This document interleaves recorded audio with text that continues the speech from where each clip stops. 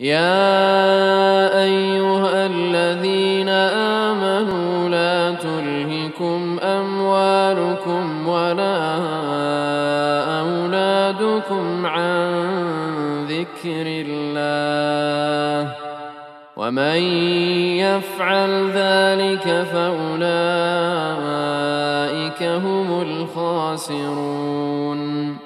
وأنفقوا مما رزقناكم من قبل أن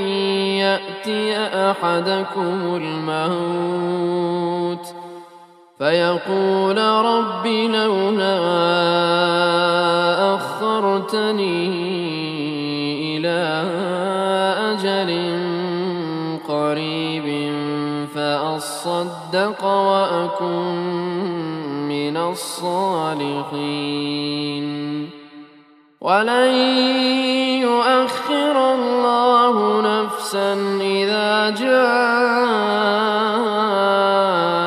أجلها والله خبير بما تعملون.